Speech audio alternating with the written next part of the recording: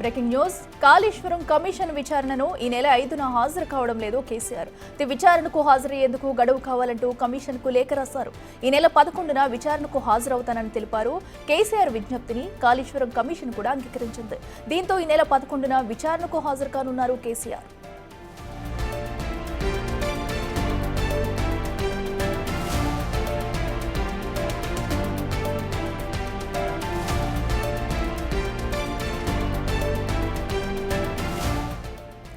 ఈ నెల 5న కాళేశ్వరం కమిషన్ విచారణకు హాజరు కావాల్సిన కేసీఆర్ గడువు కావాలంటూ కూడా కమిషన్ కైతే లేఖ రాశారు. 11న హాజరవుతానంటూ కూడా ఆ లేఖలో పేర్కొన్నారు. మరింత సమాచారం మా ప్రతినిధి వెంకట్ లైవ్లో అందిస్తారు.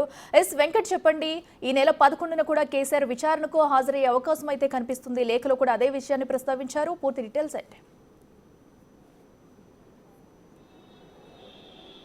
అఖిల, కాళేశ్వరం సంబంధించిన అంశంలో ఈ నెల 5న కేసీఆర్, 6న హరీష్ రావు, 9వ తారీఖున ఈటెల రాజేందర్, ఈ ముగ్గురు షెడ్యూల్ కమిషన్ ఇప్పటికే డిసైడ్ చేసింది. ఆ ముగ్గురికి కూడా నోటీసులు జారీ చేసింది.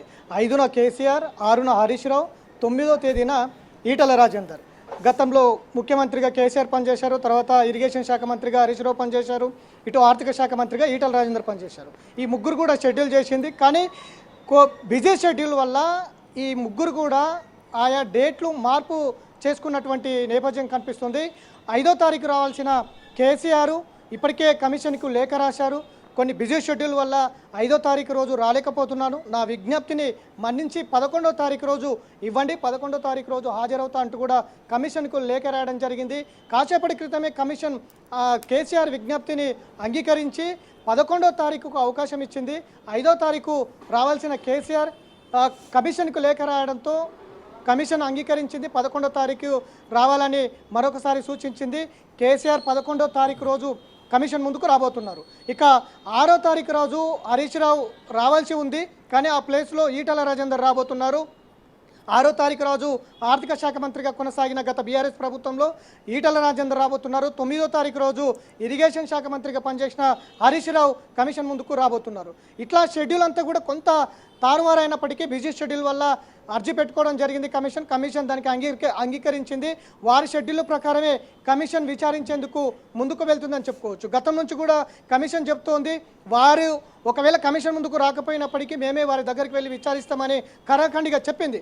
ఇప్పటికే కాళేశ్వరం ముందు కేసీఆర్ వచ్చి ఏం చెబుతారు, ఏం చెప్పబోతారు, కాళేశ్వరం పైన ఎలాంటి ప్రస్తావించబోతారు, ఎలాంటి అంశాలు కమిషన్ ముందుకు ఇవ్వబోతున్నారు అనేది ఇప్పటికే రాష్ట్ర వ్యాప్తంగా సస్పెన్స్ కొనసాగుతుంది. అట్లనే ఇరిగేషన్ శాఖ మంత్రిగా కొనసాగినటువంటి హరీష్ రావు కూడా ఏం చెప్పబోతారు అనేది సస్పెన్స్ కొనసాగుతూ ఉంది. ఇక ఇప్పటికే ఈటెల రాజేందర్ ఖచ్చితంగా 6వ తారీఖు రోజు నేను కమిషన్ ముందుకు వెళ్తాను, కమిషన్ అడిగిన ప్రశ్నలకు సమాధానాలు చెప్తాను అనేది క్లారిటీ ఇచ్చినటువంటి నేపథ్యం. గతంలో ప్రాజెక్టులు అవసరము, కానీ ప్రాజెక్టులో అవకతవకలు జరగకుండా చూడాల్సిన బాధ్యత అధికారులది అంటూ ఈటెల రాజేందర్ ఇప్పటికే స్పష్టం చేసినటువంటి నేపథ్యం. కాబట్టి ఇప్పుడు ఈటెల రాజేందర్ గత బీఆర్ఎస్ నేతలు టార్గెట్ చేస్తారా, లేదంటే అధికారులను టార్గెట్ చేసి మాట్లాడతారా, అవకతవకలు జరిగాయని చెబుతారా, ఏం చెప్తారనేది ఈటెల రాజేందర్ వైపు నుంచి సస్పెన్స్ కొనసాగుతుంది. ఇటు హరీష్ రావు ఏం చెప్పబోతారు అనేది కూడా ఒకవైపు ఉంది. ఇరిగేషన్ మినిస్టర్గా ఆయననే ఉన్నారు, కొనసాగారు దాదాపు. అట్లనే తుమ్మిడిహట్టి దగ్గర కట్టాల్సిన ప్రాజెక్టు మేడిగడ్డకు ఎందుకు తరలించారనే అంశంలో ఎలాంటి క్లారిటీ ఇవ్వబోతారనేది కూడా కొంత సస్పెన్స్ కొనసాగుతుంది. ఇక ముఖ్యమంత్రి, గత బీఆర్ఎస్ ముఖ్యమంత్రిగా పనిచేసినటువంటి కేసీఆర్ ఇప్పటికే చాలా రోజుల నుంచి కూడా మంతనాలు జరుగుతూ ఉన్నాయి ఫామ్ హౌస్లో. ఇటు హరీష్ రావుతో పాటు మిగతా అధికారుల నుంచి కూడా గతంలో ఏం జరిగింది, తుమ్మిడిహట్టి దగ్గర నుంచి మేడిగడ్డకు ప్రాజెక్ట్ ఎందుకు మార్చాల్సి వచ్చింది, దానికి సంబంధించిన ఆధారాలన్నీ కూడా సేకరిస్తున్నట్టుగా సమాచారం ఉంది. ఇప్పటికే హరీష్ రావుతో పలు దఫాలుగా ఫామ్ హౌస్లో మంతనాలు కూడా, అంటే చర్చలు కూడా జరిపినటువంటిది. ఏం చెప్పాలి, ఎలా వెళ్ళాలి, కమిషన్ ఏ ప్రశ్నలు అడుగుతూ ఉంది, ఏ విధంగా సమాధానాలు చెప్పాలి, గతంలో జరిగినటువంటి ఆధారాలన్నీ మన దగ్గర ఉన్నాయా, ఇట్లాంటి అంశాల మీద కూడా చర్చలు జరుగుతున్నటువంటి నేపథ్యం అనేక అధికారుల నుంచి కూడా. ఎందుకంటే అధికారులందరూ కూడా వెంకట్, అయితే ఇప్పుడు అటు హరీష్ రావు అలాగే ఈటెల కూడా వారికి ఇచ్చిన టైం ప్రకారం విచారణకు హాజరయ్యే అవకాశం ఉందనుకోవచ్చా? అండ్ అలాగే గత 14 నెలలు కూడా ఈ కేసు విచారణ అయితే జరుగుతుంది. ఇప్పుడు వీళ్ళ విచారణతో కేసు కొలుక్కు వచ్చే అవకాశం కనిపిస్తుందా? ఖచ్చితంగా విచారణ కొలికి వచ్చే అవకాశం కనిపిస్తుంది. ఇప్పటివరకు దాదాపు ఒక 200 మంది పైన ఇటు ఆర్థిక శాఖకు సంబంధించిన అధికారులు కావచ్చు, ఇరిగేషన్కి సంబంధించిన అధికారులు కావచ్చు, అట్లనే కాళేశ్వరం నిర్మాణంలో కాళేశ్వరం కార్పొరేషన్ ఏర్పాటు చేసిండ్రు. ఆ కార్పొరేషన్ కింద 1,00,000 కోట్లు నిధులు సేకరించారు. ఆ నిధులకు సంబంధించిన అధికారులు ఎక్కడెక్కడ నిధులు పెట్టారు, ఎక్కడెక్కడ ఖర్చు పెట్టారు అనే దాని మీద ఆ కార్పొరేషన్ అధికారులను కూడా విచారించింది. పూర్తి స్థాయిలో అఫిడవిట్లు సేకరించింది. అట్లనే అఫిడవిట్ల ఆధారంగా బహిరంగ విచారణ కూడా చేపట్టింది.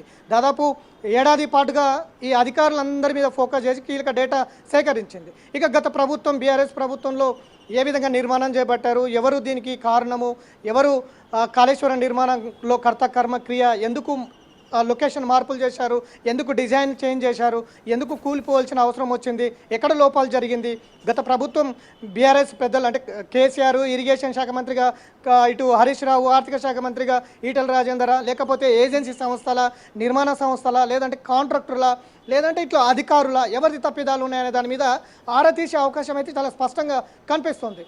ఈ అంశాలలో ఇందులో ఏ అంశాలు లేవనెత్తుతారు, ఏ అంశాలు కమిషన్ ముందు చెప్పబోతారు అనేది సస్పెన్స్ కొనసాగుతున్నటువంటి నేపథ్యంలో రేపు 5వ తారీఖు నాడు కేసీఆర్ వస్తారని అందరూ అనుకుంటున్న సందర్భంలో ఆయన 11వ తారీఖు గడువు కావాలని కోరారు.